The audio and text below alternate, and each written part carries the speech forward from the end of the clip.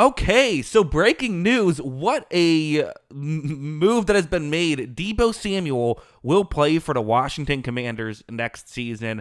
He gets traded there from the San Francisco 49ers for a fifth-round selection, which a fifth-round pick, a lot of people might be surprised about that. Let's start there. Why is it only a fifth-round pick? Before we get to how good I think Samuel will be for the offense and everything, the contract itself, so Samuel only has 1 year left on his deal. Currently, had he stayed with San Francisco, it would have been $15 million of a cap hit, actually closer to $16 million in 2025, with still $33 million in void money. So essentially around like $48 million or so. It seems like about $27 million of that, according to Rappaport, I don't think it's been announced officially yet, but it seems like $27 million of that will get shifted to the Commanders. So essentially it's a 1 year deal worth probably $27 million, could be more, could be less, depending on how things actually get worked out. But it's essentially a 1 year rental for Deebo Samuel at a high price tag. So that's why it's a fifth round pick and not anything higher than that.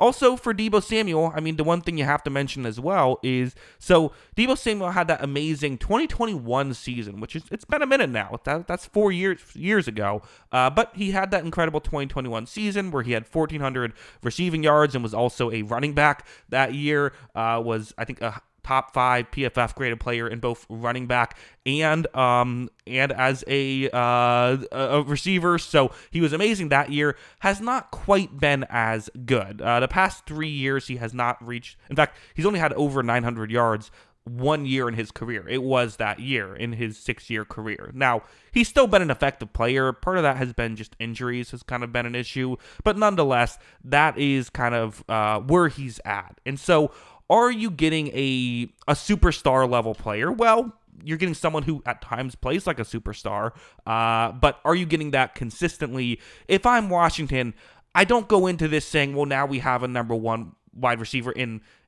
Samuel, although they already have their number one in Terry McLaurin. Deebo Samuel can do different things than Terry McLaurin, so I think having that as kind of a 1-2 punch could be really effective. This receiving core was not an issue last year. Their issue was the defense, but it's still an area where they could improve, right? So going out and spending a decent chunk of their cap space on Deebo Samuel is not the worst thing in the world, because again, when it comes to wide receivers, very good wide receivers do not hit the open market too frequently, and usually if they do, they're going to get paid more than $27 million, right? So I think that's part of this right now. The Commanders, as of right now, before the trade, have about $82 million in cap space, and that's with the it going up. So it's going to take a big chunk of that. And in fact, this might be the only real major move they can make.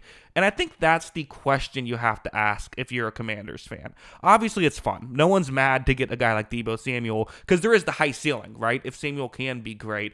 I think the question that I have is this the right way to spend your money?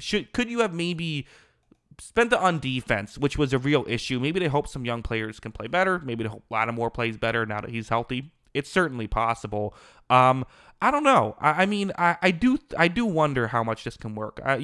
The first comparison that jumps in my mind for a trade like this was just last year with the Stephon Diggs trade to the Texans. Now, Stephon Diggs got a 2nd round pick. This is just a 5th round pick, so it's almost like fifth round picks still matter, don't get me wrong, but it's almost like a signing, right? That's almost the better way to phrase it. A 1 year deal, getting him higher than probably you would usually get him for, but it's only 1 year deal.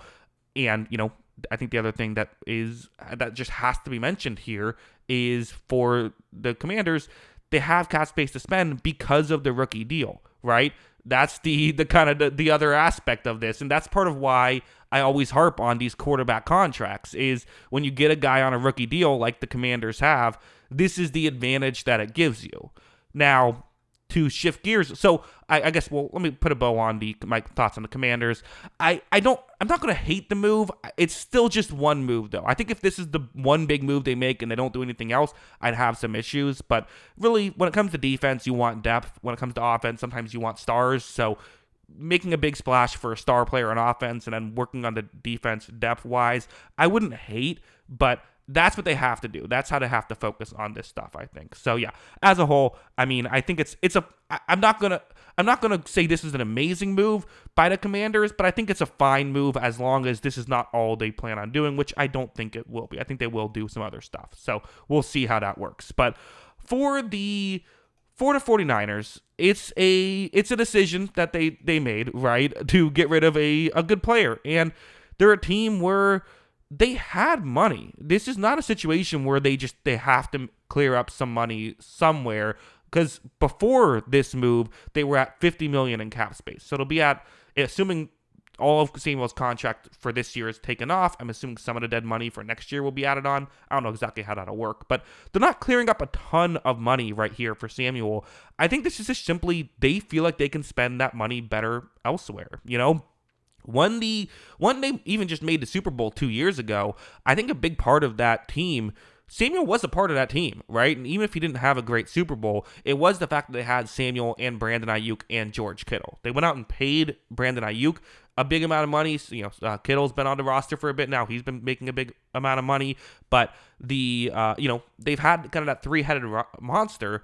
I think that they just feel like they can spend that money better elsewhere. And part of me wonders, too, how much do they trust Ricky Pearsall here, who is someone who they drafted in the first round last year, got shot, and wasn't able to play too much last season, but maybe they feel like he can be a contributor.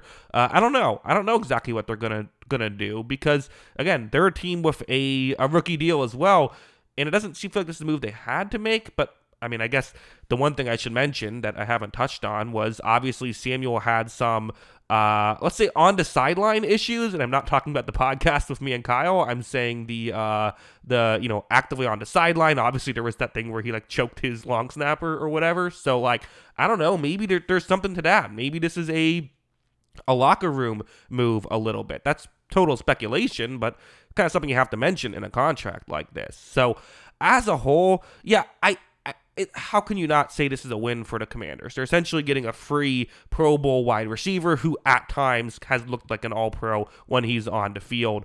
Not free. He's getting cap space. It takes a pick. But still, not having to go crazy for something like this, right? T. Higgins would cost more, right?